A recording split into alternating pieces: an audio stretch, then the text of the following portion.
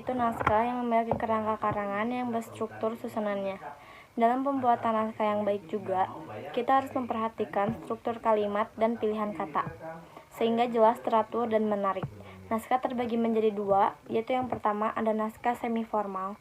Naskah semi-formal adalah naskah yang tidak memenuhi semua persyaratan yang dituntut oleh konvensi. Contoh dari naskah semi-formal ini makalah hasil penelitian. Lalu yang kedua ada naskah non-formal. Naskah non-formal ini yaitu naskah yang tidak memenuhi semua syarat yang dituntut oleh konvensi. Contoh dari naskah non-formal ini adalah naskah kemerdekaan. Struktur naskah juga terbagi menjadi beberapa, antara lain A. Bagian pendahuluan. Bagian ini memuat antara lain juga 1. Halaman judul atau jilid. Judul selalu ditempatkan di bagian tengah atas, ditulis dengan huruf kapital semuanya. Lalu yang kedua ada halaman pengesahan. Halaman pengesahan artinya menginformasikan kepada para panitia ujian akhir bahwa karya ilmiah ini telah memenuhi syarat dan disetujui oleh pembimbing. Yang ketiga, halaman persembahan. Halaman persembahan ini biasanya ditunjukkan kepada seseorang. Yang keempat, ada kata pengantar. Kata pengantar itu ialah mengantarkan karya kita kepada para pembaca. Lalu yang kelima, ada abstrak. Abstrak adalah ikhtisar atau inti suatu karangan. Lalu yang keenam, ada daftar isi. Daftar isi merupakan petunjuk untuk para pembaca. Yang ketujuh, ada daftar tabel, gambar, dan keterangan. Bagian struktur yang B ialah bagian tubuh atau isi. Bagian tubuh karangan memuat hal-hal berikut. 1. Pendahuluan. Tujuan pendahuluan ialah untuk menarik perhatian pembaca dan harus memuat hal-hal sebagai berikut. A. Latar belakang. B. Batasan masalah. C. Rumusan masalah. D. Tujuan penelitian. E. Kerangka pikiran. F. Prosedur penelitian. Lalu yang kedua ada tubuh karangan. Yang C. Bagian penutup. Yang pertama ada apendik. Apendik adalah daftar istilah, nama orang, kata-kata asing, dan lain sebagainya. Lalu yang kedua ada bibliografi atau yang sama dengan daftar pusaka. Yang ketiga ada riwayat hidup. Dan bagian struktur yang terakhir adalah bagian tambahan seperti kertas, pias, nomor halaman, dan spasi ketikan. Lanjut kita bahas ke hasil penelitian. Dalam karya ilmiah, laporan penelitian, bagian metode penelitian dibuat dalam bab tersendiri. Dalam artikel untuk jurnal metode penelitian atau penulisan juga ditulis dalam bagian tersendiri, tetapi tidak dalam bentuk bab. Dalam karya ilmiah, makalah, bahan seminar bagian metode penelitian tidak ditulis secara eksplisit menjadi bab. Dalam laporan penelitian, bagian hasil dan pembahasan kecenderungannya dibuat dalam bentuk bab. Nah, bagian hasil dan pembahasan dalam laporan penelitian dapat dipecah menjadi beberapa bab tergantung kebutuhannya. Dalam hasil disampaikan data yang diperoleh dalam penelitian. Dengan demikian, hasil harus disajikan secara objektif dan sesuai dengan data yang diperoleh. Bisa dimasukkan dalam tabel atau gambar.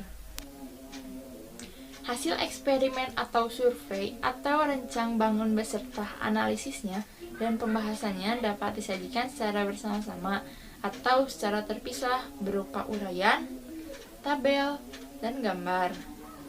Data yang dilaporkan sudah berupa data terolah, bukan data mentah. Tabel atau gambar harus dilengkapi nomor urut menggunakan angka Arab dan bila diperlukan disertai keterangan tambahan seperti acuan dan arti singkatan. Untuk karya tulis hasil tinjauan pustaka dan hasil bahasan teoritis, informasi pustaka yang akan dipermasalahkan dan pembahasannya dapat diuraikan secara bersama-sama atau secara terpisah, disajikan secara sistematis, rasional, dan lugas. Oke, kita masuk ke pembahasan. Jadi, sebelum kita membuat naskah, alangkah lebih baiknya kita membuat kerangka karangan terlebih dahulu supaya terlihat bab-bab dan sub-subbab yang mengandung ide pokok. Nah, berikut hal-hal yang harus diperhatikan ketika membuat naskah. Yang pertama, di sini ada struktur kalimat, dan yang kedua di sini ada pilihan kata atau diksi supaya naskahnya lebih teratur, lebih jelas, dan lebih menarik ketika dibaca. Oke, selanjutnya itu ada syarat-syarat pembuatan naskah. Syarat-syarat pembuatan naskah ada dua. Yang pertama, persyaratan formal. Yang kedua, konvensi naskah. Konvensi naskah adalah penulisan sebuah naskah berdasarkan ketentuan atau aturan yang sudah lazim dan yang sudah disepakati.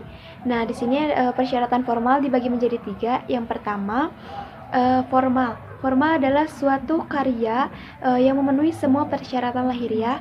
Yang kedua, semi formal. Semi formal yaitu karya yang tidak memenuhi atau hanya sebagian dari persyaratan lahiriah. Dan yang ketiga, non formal, yaitu karya yang tidak memenuhi sama sekali syarat-syarat lahiriah. Kemudian kesimpulan. Kesimpulan merupakan bagian akhir dari isi karangan atau dari naskah, dan merupakan bagian terpenting. Cara merumuskan kesimpulan ada 2 cara.